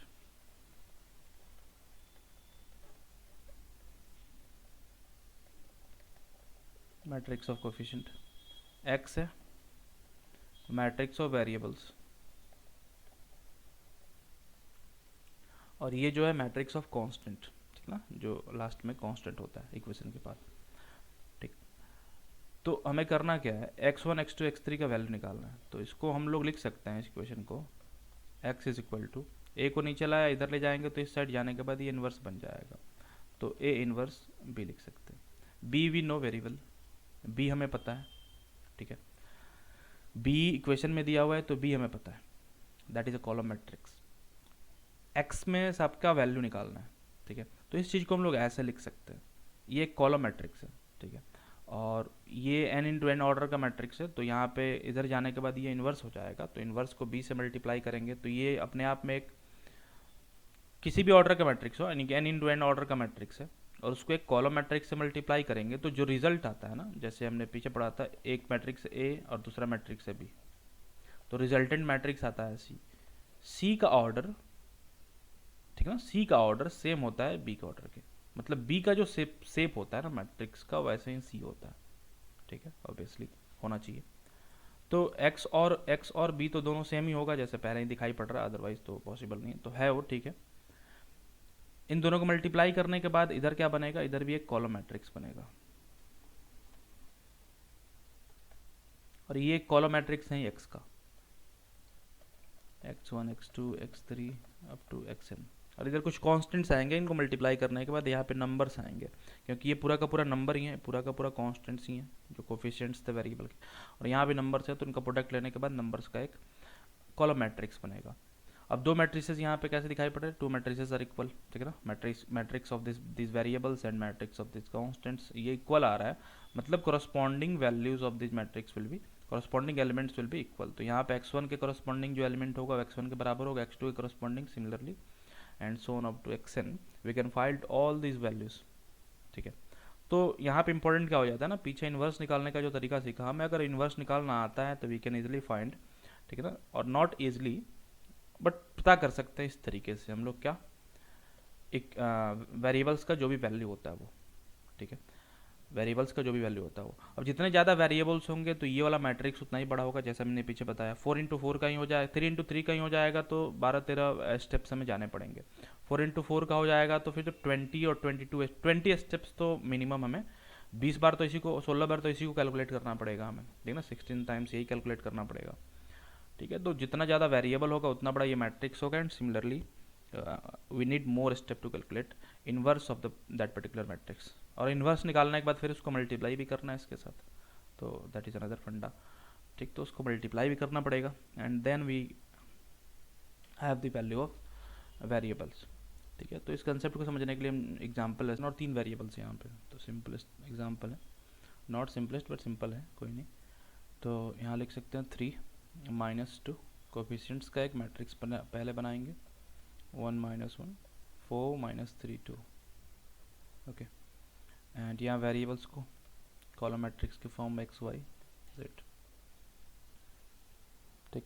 अब इनका ऑर्डर इंपॉर्टेंट है, सबका ऑर्डर सेम होना चाहिए, x को x के साथ, y को y के साथ, ठीक है ना, order is important, that's why. ये आगे पीछे रहेगा, यहाँ पे y होता और यहाँ पे 2x होता तो फिर नहीं करते, तो ऑर्डर में लाके और तब उसको अरेंज करेंगे, because matrix is nothing but arrangement. 8 1 4, ठीक। अब ये जो मैट्रिक्स है इसका हमें क्या निकालना होगा, इन्वर्स निकालना होगा, उसके बाद आसान है, इन्वर्स को इधर ले जाके देन सॉल्व कर लेंगे मल्टीप्लाई करके उससे। तो इसका इन्वर्स निकालने के लिए हमें कोफैक्टर चाहिए, ठीक। तो A11 पहले इसको ही पता करते हैं, तो A11 मतलब 3 को यहाँ पे लिखेंगे, और 3 से मल्टीप्लाई करना है कि इसको, इन दोनों का क्रॉस मल्टीप्लिकेशन आएगा, 2 का 2 होगा और माइनस आएगा, तो ये माइनस ही होने वाला है, -3 हो जाएगा, मतलब ये हो जा रहा है -1 और 3, तो -1 3 -1 और 3 तो -3 हो जाने वाला है। दूसरा A12, तो ऐसे हमें 9 बार निकालना पड़ेंगे, ठीक है। तो A12 इसको मैंने इग्नोर करा तो ये तो सेकंड पोजीशन पे है, तो -2 उसको माइनस के साथ लिखना होगा तो प्लस आ जाएगा, ठीक है। एंड ये हट गया, ये हट गया, इन दोनों को क्रॉस मल्टीप्लिकेशन करेंगे तो 2 2 4 होगा और माइनस माइनस प्लस 4 हो जाएगा, तो 8 2 16 ऐसा आ रहा है। A13 3 को, तो 3 को 3 लिखेंगे ऐसे ही, -6 -4, दिस विल बी -30। A21 यहाँ इसकी बात हो रही है, तो इसको एक्सक्लूड कर देंगे बीच वाले रो को और फर्स्ट वाले कॉलम को। देन बचेगा -2 से -2 को मल्टीप्लाई करेंगे, माइनस तो पहले ही आ जाएगा एक, तो वो चीज़ प्लस हो जाएगा, माइनस पहले ही रहेगा, -2 को माइनस, एक तो 2 को रखना पड़ेगा पहले, तो -2 रहेगा ऐसे, -2 -4 एंड -3 -9 + 9 5 2 -10।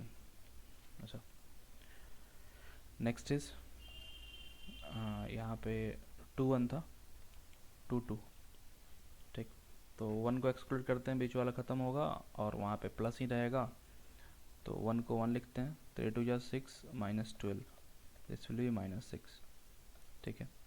2 3 लास्ट वाले की बात हो रही है, तो अगेन माइनस साइन रहेगा आगे और माइनस माइनस तो प्लस हो जाएगा 1 के साथ, ठीक है। बीच वाला रो ख़त्म, लास्ट वाला कॉलम ख़त्म, तो यहाँ बचेगा 3 3 9 -9 एंड -8 तो +8 हो जाएगा वो, दिस विल गिव्स अस -1, ठीक है।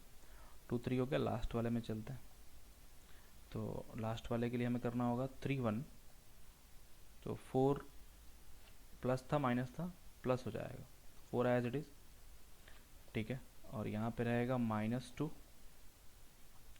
-3 -5 -20, ठीक, 3 2 3 2 में -3 होगा, ठीक, बीच वाला कॉलम और लास्ट वाला रो ख़त्म हो गया, तो -3 बचेगा और 2 को 3 से मल्टीप्लाई करेंगे तो -6 हो जाएगा, दिस विल गिव्स अस -9 9 3 27, ऐसा कुछ आ रहा है।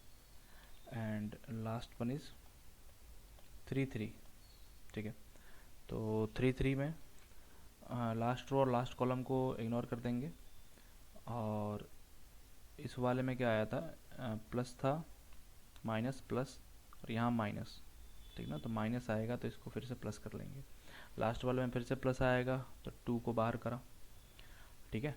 एंड 3 3 1 3 और 2 2 4 -4 होगा तो माइनस प्लस हो जाएगा ये 4 12 24, ऐसा, तो ये सब का सब निकल गया। अब करना क्या, इनका एक मैट्रिक्स बनाना है, उसके बाद उसका ट्रांसपोज लेना है, तो ट्रांसपोज लेना है मतलब रो को कॉलम की जगह, कॉलम को रो की जगह। मैट्रिक्स इसका यही लिख लेता हूँ मैं, तो मैट्रिक्स आ रहा है, पहला टर्म आ रहा है 1 1 आ रहा है -3, 1 2 आ रहा है 16, ठीक है ना, -3 16 -30, कैलकुलेशन हो सकता है कि मिस्टेक हो, आप चेक कर लेंगे उसको।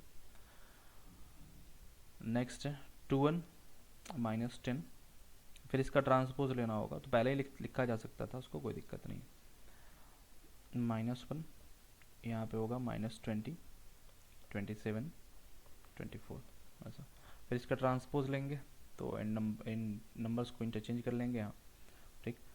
अब ये तो काम हो गया, कोफैक्टर का काम हो गया, कोफैक्टर के मैट्रिक्स का काम हो गया, तो इसके बाद क्या काम करना पड़ेगा, कोफैक्टर के मैट्रिक्स के बाद इसका ट्रांसपोज लेना है, तो ट्रांसपोज को मैं यहाँ लिखता हूँ, -3 -6 24 -6 24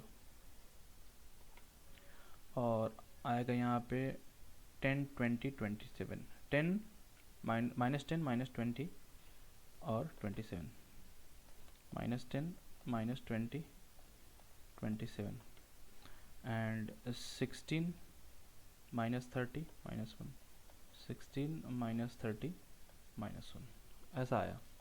तो इसका ट्रांसपोज लेने के बाद ये आ गया क्या, एट जॉइंट ऑफ ए का एट जॉइंट, ठीक है। इन्वर्स के लिए क्या करना होता है, इन्वर्स के लिए एट जॉइंट ऑफ ए ये तो चाहिए, इसको डिवाइड करना होता है मैट्रिक्स के डिटर्मिनेंट से डिवाइड करना होता है, तो मैट्रिक्स ये, इसका डिटर्मिनेंट भी चाहिए हमें, ठीक है। इसका डिटर्मिनेंट यही नीचे निकाल लेता हूँ मैं, तो डिटर्मिनेंट के लिए करना क्या पड़ेगा, फर्स्ट वाले ऐसे ही काम कर सकते हैं, तो फर्स्ट वाले का को फैक्टर आ रहा है -3, तो उसको ऐड कर देता हूँ, -3 को फैक्टर्स को ऐड कर लेते हैं, डिटरमिनेंट आ जाएगा -3 आया। लिखते अब ऐसे ही है ना, जैसे 3 को एलिमिनेट करा और इनका माइनस का डिटरमिनेंट ले लेते हैं, ठीक है, तो वही को फैक्टर आता है। तो को फैक्टर्स को ऐड कर देता हूँ सीधा, -3 + 16 -30, ठीक है। तो यहाँ पे आएगा -14 और 3 -17 डिटरमिनेंट आ रहा है इसका। तो इसको करने के लिए इसको डिवाइड कर देंगे किस चीज़ से, तो इन्वर्स के लिए सीधा लिख लेता हूँ, -17 आ रहा है, 1/-17, ठीक है। हो सकता है कैलकुलेशन का मिस्टेक हो रहा हो, doesn't matter, you need to solve it. अब इसके आगे आई एम नॉट इंटरेस्टेड, कोई मतलब नहीं है, सिंपल क्वेश्चन है तो आप सॉल्व कर सकते हो। तो ये ठीक है, तो ये इन्वर्स आ गया इसका, ऐसा समझ सकते हैं। अब इन्वर्स आ गया तो जो वेरिएबल्स का मैट्रिक्स हम लोग लिखेंगे x, y एंड z ऐसे, that will be equal to A inverse times b 8 1 4। अब हमें क्या करना पड़ेगा, इस 17 को तो अलग ही रख सकते हो, कोई दिक्कत नहीं है, सबसे पहले मल्टीप्लाई कर लो इसको, या फिर 17 को इसके अंदर सबको डिवाइड करके और तब उसको मल्टीप्लाई करना पड़ेगा इससे, तब x y z का वैल्यू आएगा, ठीक है। तो थोड़ा सा और लेंदी है इसके आगे, you can solve it, okay. आगे मैं बढ़ता हूँ, उसी से रिलेटेड कुछ चीज़ें यहाँ पे जो लिखा था हमने, ax = b, ठीक है। अच्छा, इक्वेशन में हमें पता है कोई भी इक्वेशन हो, अगर इक्वल टू 0, लास्ट टाइम में जो कांस्टेंट आर्बिट्री कांस्टेंट्स थे ना b1 b2 b3, वो अगर 0 हो जाए तो equation is called homogeneous equation, ठीक है। तो अगर साइड वाला टर्म ये सब 0 हो जाते हैं, तो ये सारे इक्वेशन होमोजेनियस इक्वेशन कहलाएंगे, ठीक है ना, ये होमोजेनियस इक्वेशंस कहलाएंगे। तो अगर b 0 नहीं है, मतलब नॉन होमोजेनियस के बारे में हम लोग बात कर रहे हैं, एंड डिटर्मिनेंट भी 0 नहीं है, डिटर्मिनेंट 0 नहीं है मतलब इन्वर्स उसका होगा, ठीक है। डिटरमिनेंट भी 0 नहीं है, सॉल्यूशन होने के लिए इन्वर्स से कुछ मतलब नहीं है, बट अगर जो मेथड हम लोग पीछे देख रहे थे उसके हिसाब से बनाना है तो वी नीड ऑलवेज इन्वर्स चाहिए हमें, ठीक। तो b नॉट इक्वल टू 0 है, मतलब नॉन होमोजेनियस इक्वेशन के बारे में हम लोग बात कर रहे हैं, डिटर्मिनेंट भी उसका नॉन जीरो है, ठीक है, कोई दिक्कत नहीं है। तो उसका सॉल्यूशन जो होगा यूनिक सॉल्यूशन होगा, ठीक है। तब उस केस में जो सॉल्यूशन होगा उसका यूनिक सॉल्यूशन होगा, एक्स वाई जेड तीनों के वैल्यूज होंगे, ठीक, एक सॉल्यूशन आएगा उस केस में, ठीक है। अगर b 0 हो गया, मतलब होमोजेनियस इक्वेशन की बात हो रही है, ठीक ना, अगर b 0 हो गया और a नॉन जीरो है तो ट्रिवियल सॉल्यूशन होगा। ट्रिवियल सॉल्यूशन भी एक ही सॉल्यूशन होता है, एक ही सॉल्यूशन का मतलब x भी 0 हो जाएगा, y भी 0 हो जाएगा, z भी 0 हो जाएगा, ऑल वेरिएबल्स विल बी 0। अगर सॉल्यूशन 0 हो that is called trivial solution, and non zero solution को नॉन ट्रिवियल सॉल्यूशन बोलते हैं। Non zero solutions are called non trivial solutions, ठीक है, and zero solutions are called trivial solutions, ठीक है ना, zero solutions are called trivial solutions, ठीक। तो पहले केस में होमोजेनियस अगर हो और determinant non zero, homogeneous and non zero determinant gives us trivial solution, non homogeneous and non zero determinant, ठीक है ना। तो डिटरमिनेंट तो नॉन जीरो है, पहला फंडा इन दोनों में क्या है कॉमन, नॉन जीरो डिटरमिनेंट है, डिटरमिनेंट जीरो नहीं है। अगर नॉन होमोजेनियस हुआ तो यूनिक सॉल्यूशन मिलेगा, मतलब एक्स वाई एंड जेड तीनों का कुछ वैल्यू होगा, वैल्यू तो यहाँ भी है but all those values are zero, trivial solution है, ठीक है। नेक्स्ट, बी नॉन जीरो हो और ए जीरो हो जाए, मतलब डिटरमिनेंट जीरो हो जाए, मतलब होमोजेनियस, यहाँ भी बात करा जा रहा है। थर्ड केस जो है ना नॉन होमोजेनियस के लिए है, ये किसके लिए है, नॉन होमोजेनियस, ठीक है ना, बी नॉन जीरो है मतलब नॉन होमोजेनियस। नॉन होमोजेनियस का अगर डिटरमिनेंट जीरो हो जाए तो यहाँ पे दो पॉसिबिलिटीज़ हैं, इधर इक्वेशंस आर इनकन्सिस्टेंट, मतलब इक्वेशंस एक दूसरे से मैच नहीं कर रहे मतलब वहाँ सॉल्यूशन उनका नहीं बनने वाला, या फिर एक दूसरे पे ओवरलैप कर जा रहे हैं, पैरेलल है, उनका कोफिशिएंट ऐसा है, ठीक है। तो दो केसेस होंगे, या तो कोई सॉल्यूशन नहीं होगा या फिर इनफाइनाइट मैनी सॉल्यूशंस होंगे, ठीक है ना, या तो कोई सॉल्यूशन नहीं होगा, इनकन्सिस्टेंट इक्वेशंस का कोई सॉल्यूशन नहीं होता, ठीक है, एक दूसरे से रिलेटेड नहीं होते इक्वेशंस, तो सॉल्यूशन नहीं होगा। तो इधर no solution will be the case, और infinite many solution will be the case, ठीक है। तो non homogeneous having zero determinant. अगला है होमोजेनियस हैविंग जीरो डिटरमिनेंट, ठीक है ना, ये भी होमोजेनियस था, सेकेंड केस में होमोजेनियस था, ट्रिवियल सॉल्यूशन आया था, ठीक है ना। तो इसको मैंने अलग अलग साइड से लिख रखा है यहाँ पे। होमोजेनियस के लिए होमोजीनियस हो, यहाँ से दो केसेस होंगे, अगर डिटर्मिनेंट जीरो है और अगर डिटर्मिनेंट नॉन जीरो है। तो यहाँ पे जीरो डिटर्मिनेंट होगा तो ट्रिवियल सॉल्यूशन होगा, ठीक है। और जीरो डिटर्मिनेंट होगा तो ट्रिवियल नहीं, नॉन जीरो डिटर्मिनेंट होगा तब ट्रिवियल सॉल्यूशन होगा, सॉरी। इस केस में ट्रिवियल सॉल्यूशन होगा। और जब डिटर्मिनेंट जीरो हो जाए तो इनफाइनाइट मैनी सॉल्यूशंस होंगे, इनफाइनाइट सॉल्यूशंस, ठीक है। होमोजीनियस में दो केसेस है, वैसे ही नॉन होमोजीनियस में भी दो केसेस है। तो नॉन होमोजीनियस में भी वैसे दो केसेस हैं, ठीक है, डिटर्मिनेंट जीरो का और डिटर्मिनेंट नॉन जीरो का। तो उसको मैंने यहाँ लिख दिया। अच्छा, सॉल्यूशन जो होता है ना, सॉल्यूशन जो होता है, जैसे हमने पीछे लिखा था एक्स वाई जेड, तो ये कॉलम वेक्टर था, और जो सॉल्यूशन आएगा वो भी कॉलम के फॉर्म में आएगा। यहाँ पे कुछ नंबर्स होंगे, let's say P Q R, ऐसा, ठीक है ना, पी क्यू आर ऐसे। तो ये कॉलम मैट्रिक्स, ये भी कॉलम मैट्रिक्स है। तो कॉलम मैट्रिक्स हो या रो मैट्रिक्स हो, उनको हम लोग वेक्टर बोलते हैं, ठीक है ना। तो आगे हम लोग देखेंगे, बट वेक्टर्स को हम लोग रिप्रेजेंट करते हैं कॉलम और रो मैट्रिक्स में, ठीक है। तो उसी को हमने सॉल्यूशन में बोल दिया, वेक्टर बोले या सॉल्यूशन बोलो, नो मैटर।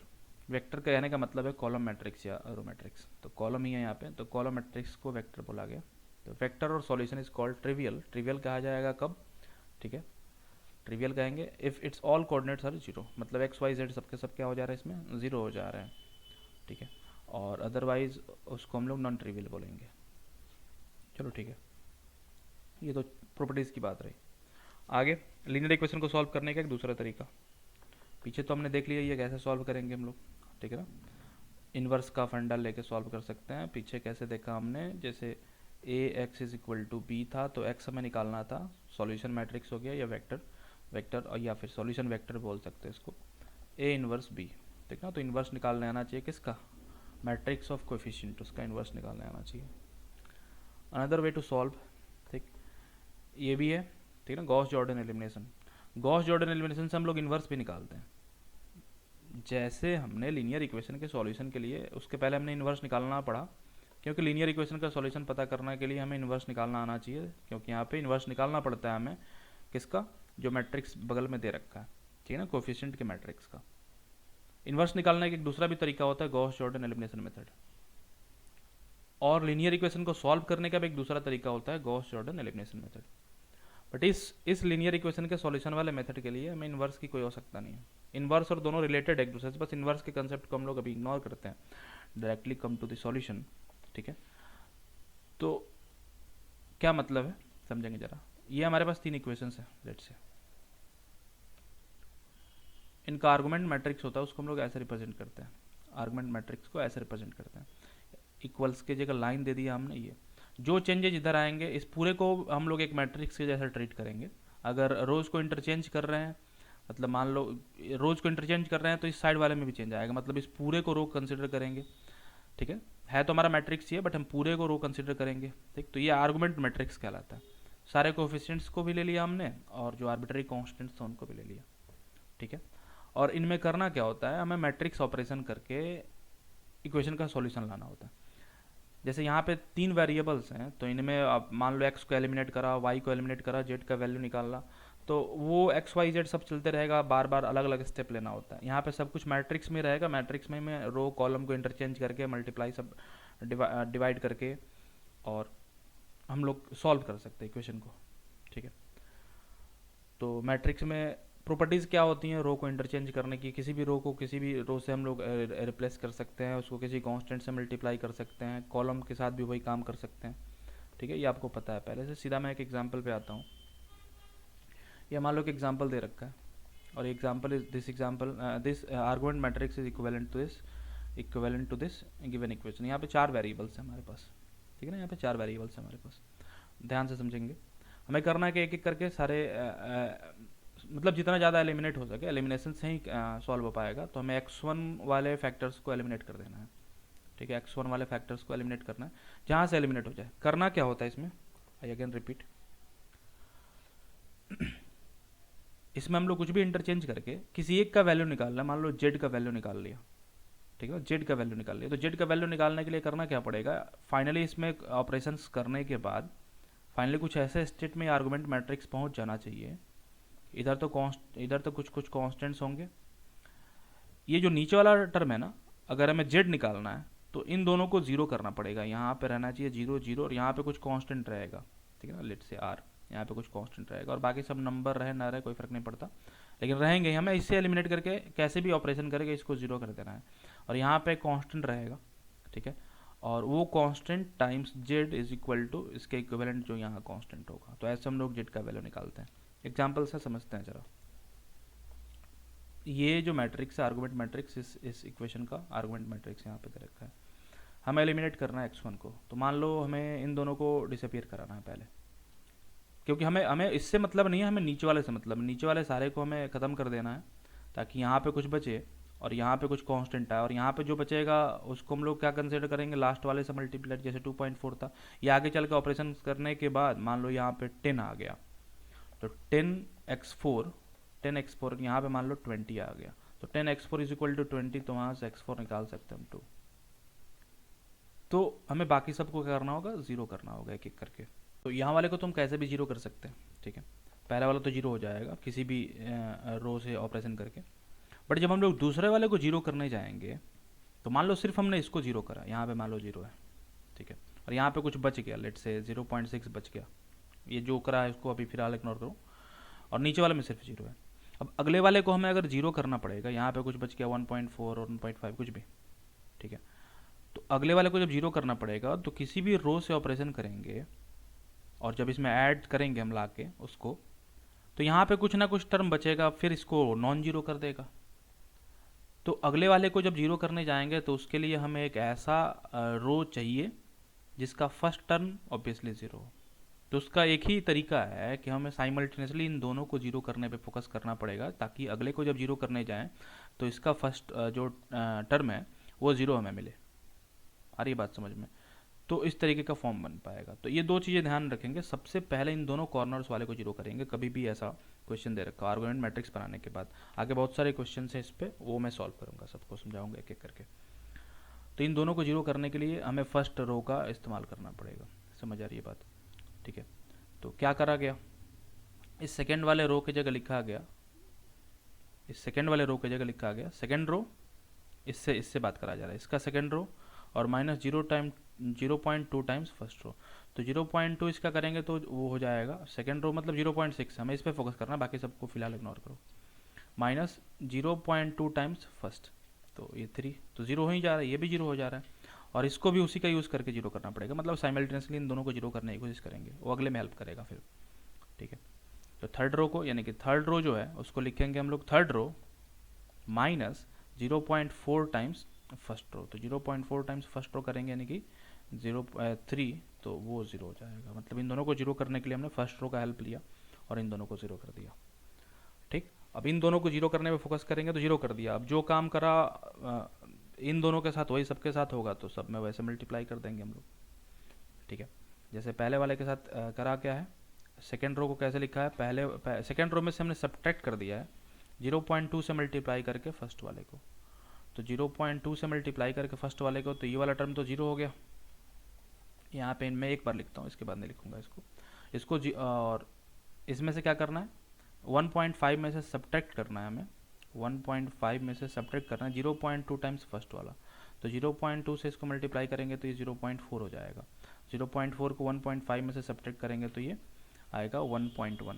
तो ऐसे 1.1 आया, यहाँ भी 1.1 आया, यहाँ पे -4.4 एंड सो ऑन।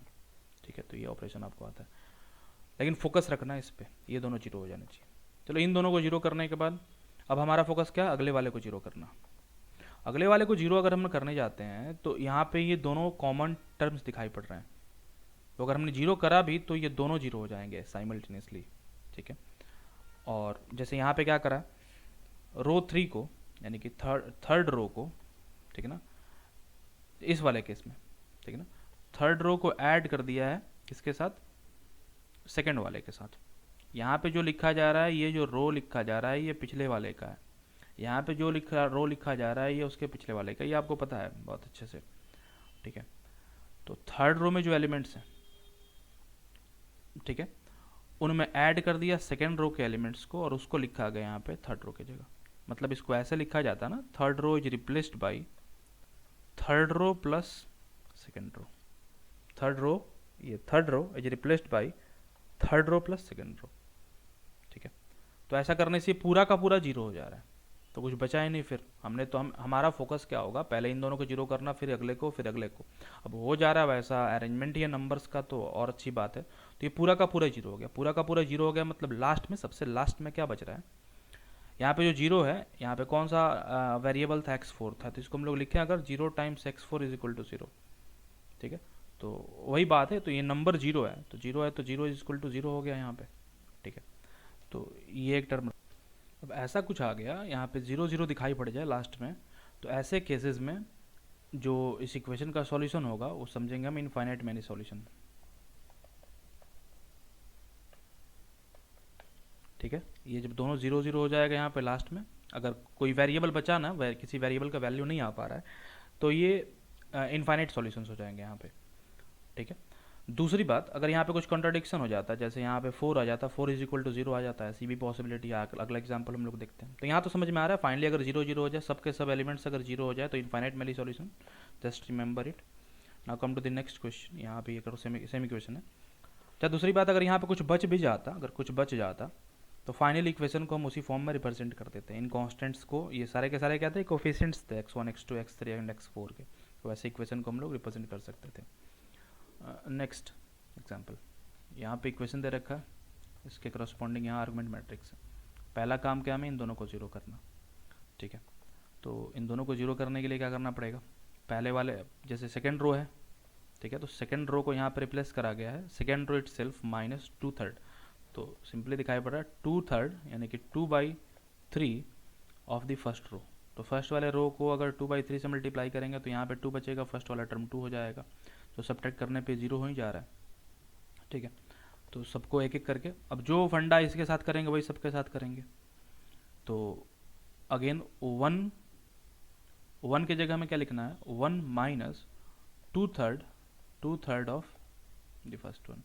तो ये कितना हो जा रहा है, 4/3 हो जा रहा है, और 3 तो -1/3 आएगा यहाँ पे। तो हमें मेनली फोकस करना है इन दो को जीरो करने पे। तो पहले स्टेप में इन दोनों को जीरो कर लिया हमने, ठीक है। आगे कुछ ऐसे अनसॉल्व्ड एग्जांपल्स भी, उनको हम लोग देखेंगे साथ। तो पहला काम ये है, अगले बार क्या करना है, इसको हमें जीरो करने पे फोकस करना है। तो फॉर दैट, यहाँ पे तो दिखाई पड़ रहा है, इस पर भी फोकस ना करें। यहाँ देखा जरा, -2 है, तो इसको दिखाई पड़ रहा है इसमें यानी कि थर्ड वाले रो में फर्स्ट वाले को अगर ऐड कर दें हम, तो ऑब्वियसली ये जीरो हो जाएगा। बट दिक्कत क्या है, ये प्रॉब्लम करेगा, तो इसका तो यूज़ ही नहीं करेंगे। मैंने बताया था, हमने अगले को जीरो करने के लिए यहाँ जीरो बनाया, मतलब हमने हमेशा इसी को यूज़ करना है, क्योंकि इसको अगर ऐड करते हैं तो फिर ये नॉन जीरो हो जाएगा, तो हमारा काम खराब होगा। अब इन दोनों पे फोकस करना है। इसको हम इतना कैसे बनाते हैं, तो -1/3 को हमें ये बनाना है 2, तो इसको हम लोग लिख सकते हैं, इसको मल्टीप्लाई कर दें हम लोग अगर -6 से, ठीक है ना, -6 से अगर मल्टीप्लाई कर दें तो ये बनेगा +2, और उसको ऐड करेंगे तो 0 हो जाएगा, ठीक है। तो थर्ड रो में से, जैसे यहाँ पे ये जो थर्ड रो दिखाई पड़ रहा था, इसमें से -6 इंटू सेकेंड रो हमने सब्ट्रैक्ट कर लिया, तो ये वाला टर्म भी जीरो हो गया, लेकिन साथ साथ ये भी जीरो हो जा रहा है। हमारा फोकस था इसको जीरो करने पे, जैसे पिछले वाले में भी हमारा क्या फोकस था, हमारा फोकस था इसको जीरो करने पे, लेकिन पूरा जीरो हो गया। पूरा जीरो हो गया तो 0 इक्वल टू 0 यहाँ फैक्टर, मतलब टर्म दिखाई पड़ रहा है, कोई कांस्टेंट नहीं बचा किसी साइड, पूरा जीरो हो गया, मतलब इनफाइनाइट मैनी सॉल्यूशन। इस साइड कुछ नंबर बच जाए और इधर जीरो हो जाए, या फिर इस साइड कुछ नंबर बच जाए और इधर पूरा का पूरा जीरो हो जाए, तो वैसे केसेस में कोई सॉल्यूशन एग्जिस्ट नहीं करेगा। वैसे ही कुछ हो रहा है, इधर पूरा का पूरा जीरो हो गया और 0 इज इक्वल टू 12। खैर मैंने क्या बताया था, यहाँ पे जो नंबर आ रहा है उसको हम लोग लास्ट वाले वेरिएबल से मल्टीप्लाई करते हैं, इज इक्वल टू 12। तो 0 into x3 is equal to 12 ये पॉसिबल नहीं है, मतलब x3 इटसेल्फ इज 0, x3 का खुद ही वैल्यू 0, और x3 अगर 0 हो जाए तो फिर तो ये इक्वेशन रहेगा ही नहीं पूरा का पूरा। तो ये तीन इक्वेशंस ही एक दूसरे से रिलेटेड नहीं होंगे, इनकन्सिस्टेंट हो जाएंगे सारे के सारे इक्वेशंस, ठीक है। x3 को अगर डिसअपियर ही कर देंगे तो इक्वेशन ही एग्जिस्ट नहीं करेगा ना। तो अगर x3 है वहाँ और नॉन जीरो है, that means solution he possible नहीं है इसका। तो ऐसे कॉन्ट्राडिक्शंस हो अगर, ठीक ना, तो सॉल्यूशन पॉसिबल नहीं है। पूरा का पूरा जीरो हो जाए तो इनफाइनाइट मैनी सॉल्यूशंस होंगे। यह एग्जांपल है, यहाँ से हम लोग स्टार्ट करते हैं, एक एक करके सबको देखते हैं। इसको इग्नोर करेंगे फिलहाल। इसका argument matrix we can form. इसका आर्गुमेंट मैट्रिक्स होगा, सबसे पहले ऊपर होगा 1, ठीक है, हमें आर्गुमेंट मैट्रिक्स से मतलब है, अब बगल में जैसे यहाँ पे लिखते चल रहा था ना इक्वेशन, उससे हमें फिलहाल कुछ लेना देना नहीं है। आर्गुमेंट मैट्रिक्स है और पहला एम क्या है, नीचे के एलिमेंट्स को जीरो करना। आई अगेन राइट, यहाँ पे लिखता हूँ, ये दूसरा क्वेश्चन है, इसको छोड़ेंगे अभी। 1 1 -1 1 1 -1 और यहाँ पे रहेगा 9, यहाँ पे 0, x वाला टर्म 0, यहाँ पे 8 6 -6, यहाँ पे -2 है 4 -6 40, ये तो 0 है ही। अब हमारा एम क्या है, इसको 0 करना, तो कर लेते हैं। क्या करेंगे, ऊपर वाले को 2 से मल्टीप्लाई करके नीचे वाले में ऐड कर देंगे। मतलब अगला काम क्या करना है, हमें थर्ड रो को रिप्लेस करना है किससे, फर्स्ट रो मल्टीप्लाइड बाई, या फिर इसको लिख लेंगे थर्ड रो को रिप्लेस कर रहे हैं हम लोग, third row plus 2 times first row. समझ में आ रही बात ना, थर्ड रो जो दिखाई पड़ रहा है इसमें ऐड करेंगे हम 2 टाइम्स ऑफ दिस, तो इसका दो गुना इसमें ऐड कर देते हैं। तो अगला जो मैट्रिक्स बनेगा, सबसे ऊपर वाले में कोई चेंज नहीं आएगा, 1 1 -1 will be as it is, will remain as it is. दूसरे वाले में 0 8 6 remain as it is. Last वाले के लिए हमने जो करा तो यहाँ पे उसकी वजह से 0 आएगा, अगले वाले के लिए सोचना पड़ेगा। तो थर्ड रो को हमने क्या लिखा, थर्ड यानी कि 4, यहाँ पे लिखना हमें क्या है 4 प्लस 2 टाइम्स ऑफ दिस, यानी कि 4 to 6 हो जाएगा, वो 4 to 6 हो जाएगा। और अगले वाले के लिए यहाँ पे 6 जो था, तो -6 और प्लस 2 टाइम्स ऑफ दिस, तो ये हो जाने वाला है -8। और यहाँ पे 40 है, तो 40 को क्या लिखेंगे हम लोग, 40 ऐड करेंगे उसमें 2 टाइम्स ऑफ दिस, तो 18, दिस विल बी 58। ये अगला स्टेप आया।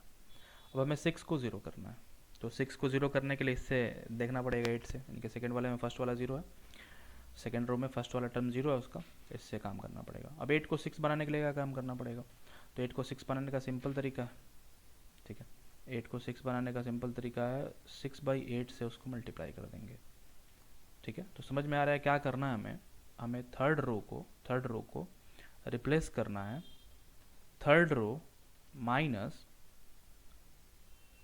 6/8 times second row, 6/8 times second row. तो आगे ये जाएगा 1 1 -1 माइनस और 9 एज इट इज 0 8 6 -6, ओके।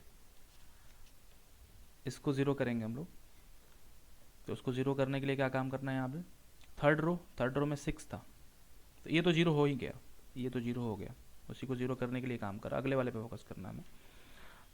तो अगले वाले को लिखेंगे क्या वो काम करना है, तो यहाँ पे क्या करना था, थर्ड रो का जो एलिमेंट था -8 यहाँ पे जो दिखाई पड़ रहा है, और उसमें से सब्ट्रैक्ट करना था हमें 6/8 times of this, 6/8 times of 6, okay. तो ये क्या बनने वाला है, 36 हो गया और 8 64 हो गया, 64 - 36 डिवाइडेड बाई 8 -100/8, एंड लास्ट वाले में भी वही होगा, लास्ट वाले में वही होगा 58 और -6 है और यहाँ पे 58 था, तो 58 में से सब्ट्रैक्ट करना था 6/8 टाइम्स ऑफ ये, ठीक। तो 58 को 8 से मल्टीप्लाई करेंगे तो 64 46, हाँ ठीक है ये, और यहाँ पर आ जाएगा 36 डिवाइडेड बाई 8, तो ये अगेन आने वाला है 500/8। तो अगला जो आ रहा है 5, अच्छा यहाँ पे प्लस होगा, ठीक है, तो प्लस होगा 500/8, यहाँ पे आ रहा है 500/8। कैलकुलेशन आप देख लें, मुझे दिक्कत होती है कैलकुलेशन में बार बार, कोई दिक्कत नहीं। तो ये ऐसा है, तो लास्ट वाला में क्या था, यहाँ पे जेड था, ठीक है ना, जेड, और तो इसको हम लोग लिखेंगे, जेड का वैल्यू निकल गया -100/8 जेड इज इक्वल टू 500/8, 8 और 8 कैंसिल हो गया, Z is equal to -5, Z का वैल्यू निकल गया। अब जेड का वैल्यू निकल गया तो बाकी सबका वैल्यू निकाल सकते हैं, ठीक है।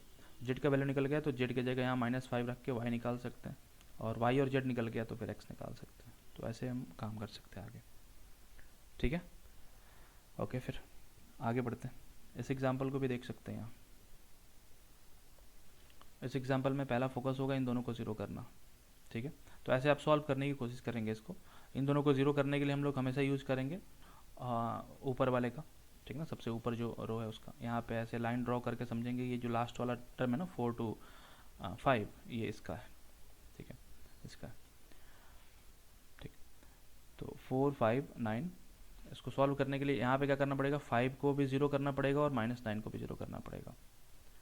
तो 5 माइनस, और इसको हम लोग लिख सकते हैं 5 को ज़ीरो करना है तो 5 इसके साथ, मतलब 4 को हमें क्या किस में कन्वर्ट करना है, 5 में कन्वर्ट करना है। तो 4 को 5 में कन्वर्ट करने का मतलब क्या हो गया, 5/4 से इसको मल्टीप्लाई कर देंगे और उसको सब्ट्रैक्ट कर लेंगे। तो 4 टाइम्स, मतलब कहने का मतलब है सेकेंड रो को हम रिप्लेस करेंगे, second row minus 5/4 times first row, 5/4 times first row, ठीक है ना। तो second row minus 5/4 times first row, इससे क्या मिलेगा, 5/1, तो ये तो ज़ीरो हो जाएगा, ये वाला टर्म ज़ीरो हो गया।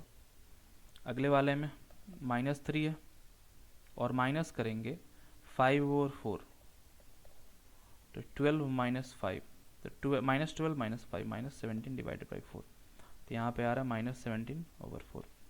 वैसे ही अगले वाले में तो ये जीरो ही हो जाने वाला है, तो 1 में से 0 सब्ट्रैक्ट करेंगे तो 1 ही रहेगा वो। और यहाँ पे 4 4 5 बचेगा, तो -5 और -5, 2 - 5 3, तो लास्ट में बचेगा 3। तो ऐसे करके हम लोग लिख सकते हैं इसको आगे, 4104, 0 -17/4 1 3। इसको भी वैसे ही काम करना है, लास्ट वाले को भी ज़ीरो करने की कोशिश करनी है, ठीक है। तो 9 को अगर ज़ीरो करना है तो बेसिकली 4 को हमें -9 बनाना है, 4 को हमें -9 बनाना है। तो 4 को अगर -9 बनाना है तो लिख सकते हैं 4 को मल्टीप्लाई कर देंगे 9/4 से, ठीक है। 4 को मल्टीप्लाई कर देंगे 9/4 से, तो 9 आएगा, उसको इसमें ऐड कर देंगे तो 0 हो जाएगा। तो कहने का क्या मतलब है, थर्ड रो में ऐड करा गया है 9/4 टाइम्स फर्स्ट रो, तो ये 0 हुआ। थर्ड रो में ऐड करना है, I mean कि 2 में ऐड करना है 9/4 टाइम्स ऑफ दिस, तो 2 में ऐड करेंगे 9/4 टाइम्स ऑफ 1, तो ये 8 9 17/4 अगेन। यहाँ पे -1 में ऐड करना है, ये रफ में काम करेंगे इसका, -1 में ऐड करना है इसको 0 से, तो -1 ही रहेगा फिर। एंड 5 में ऐड करना है 9/4 टाइम्स ऑफ 4, तो यहाँ 4 और 4 कैंसिल हो गया, 4 और 4 कैंसिल हो गया, और 5 9 14 हो जाएगा, ऐसा आया। अब देखें इन दोनों को अगर ऐड कर दें हम, मतलब कि थर्ड रो में इसी को ऐड कर दें, तो ये वाला टर्म भी 0 हो जा रहा है, यहाँ बहुत सिंपल दिखाई पड़ रहा है, ठीक है। तो अगले स्टेप में क्या लिखना पड़ेगा, अगले स्टेप में थर्ड रो को हम लोग रिप्लेस कर रहे हैं, third row plus second row, तो 4 1 0 4 0 -17/4 1 3 0 0, इसको इसी में ऐड करा गया, ये भी 0 हो गया, और यहाँ भी 14, यहाँ पे इसको ऐड करा जाएगा तो ये 17 हो जाएगा। तो अगेन ये 0 = 17 जैसा फैक्टर आ जा रहा है। नो सॉल्यूशन, पिछले वाले में आया था सॉल्यूशन, इसमें कोई सॉल्यूशन नहीं होगा। तो ऐसे आप सॉल्व कर सकते हैं आगे, ये भी एग्जाम्पल है, स्क्रीनशॉट ले लें इसका, आगे भी है ये, ठीक है ना। ये थोड़ा सा बड़ा होगा तो टाइम मिले तो सॉल्व करें, अदरवाइज कंसेप्ट आपको समझ में आ रहा है, यहाँ तक तो सॉल्व कर ही सकते हैं, ठीक है। यहाँ ज़्यादा अच्छा होगा, ये जो छोटे छोटे इक्वेशंस है ना, हमेशा कोशिश करें, यहाँ पे ऐसा लिखा हुआ है तो इसको लिखने का मैं तरीका समझा दो जरा, यहाँ काम पहले ही आसान हो जाएगा। इस इक्वेशन को और इस लास्ट वाले इक्वेशन को नीचे लिखेंगे, सबसे नीचे, ताकि एक जो 0 पहले ही मिल जाए हमें, और ये बात समझ में ना, एक 0 में पहले ही मिल जाए। W है तो W सबसे पहले है, W वाला टर्म यहाँ पे 0 है, तो सबसे नीचे लिखेंगे 0 10 4 -2 एंड देन -4। इसका एक फ़ायदा यहाँ मिलेगा हमें, एक टर्म तो पहले ही 0 मिल गया, ठीक है। दूसरे उसके ऊपर इसको लिखेंगे और उसके ऊपर इन दोनों को कहीं भी लिख सकते हैं, 4 इक्वेशंस हो जाएंगे। And then try to solve. हमेशा एम होगा हमारा नीचे इन दोनों को पहले जीरो करना, फिर इसको, और फिर आगे अप्रोच करेंगे हम। अगर सॉल्यूशन नो सॉल्यूशन, अगर इनफाइनाइट सॉल्यूशन वाला केस होगा तो देखेंगे हम कि दूसरे ही स्टेप में पूरा का पूरा जीरो हो जाएगा, मैक्सिमम दूसरे या तीसरे स्टेप में। और अगर नो सॉल्यूशन वाला केस होगा तो वो कॉन्ट्राडिक्शन वाला केस आ जाएगा, यहाँ पे पूरा का पूरा जीरो हो गया और इधर कुछ कांस्टेंट आ गया, ऐसा कुछ। ठीक है, और सॉल्यूशन आना होगा तो फिर सिंपली सॉल्व हो जाएगा।